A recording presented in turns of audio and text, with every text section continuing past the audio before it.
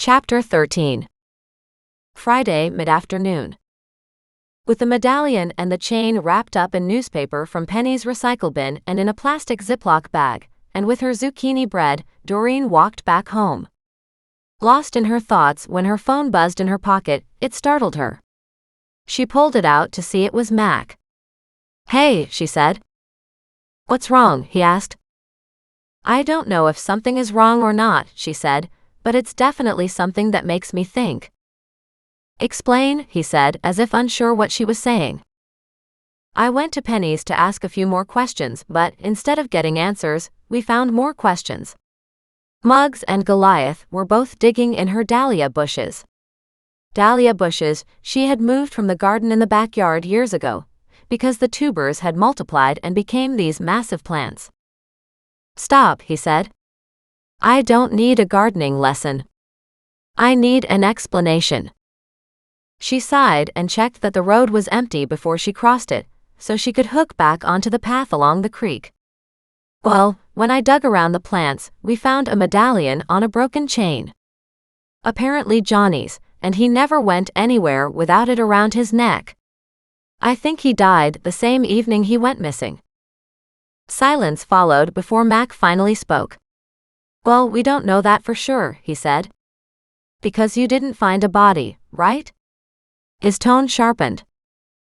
"Nope, no body, at least not yet," she said. "Just remnants of the life of a person who's gone missing. I guess I can see how that would be upsetting, but that doesn't mean Johnny is dead." "No," she said, "but it doesn't mean he's alive either. However, your mother told me that Johnny and his friends used to hang out in the downtown city park, among the drug sellers and buyers. At first I thought that would be a viable lead, but now, finding this medallion at his home, I don't think so anymore." Mac gave a huge sigh, which carried clearly over the phone. "Have you got the medallion with you?" "Yes," she said. "I figured he must have been involved in a struggle and lost it. That would indicate maybe somebody saw him in the backyard. And yet, you say George and Penny didn't see what happened to him." "Apparently," she said. "And yes, Johnny was in the backyard, but Penny was cooking dinner and was busy. She didn't see him leave." "Right," Mac said.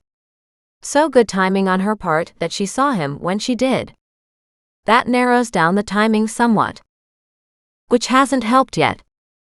"I'll take a look at it when you get home," he said. "I'm almost there.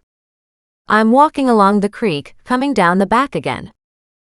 "I wish you wouldn't walk there alone," he said with an unhappy sigh. "What difference does it make?" she asked. "It's still sunny out. Besides, I am not alone. I've got my dog and Thaddeus on my shoulder, and Goliath walking beside us, quite put out that I wouldn't allow him to keep digging. Of course Goliath found it." "Well, he did." She chuckled. "Then Muggs jumped him in the bush, chasing him away, and the dog started to dig. Then I took over." She shrugged. "I'm at my little bridge now." She walked across and headed to her house. "Is the alarm still on?" "I'll find out in a second," she said.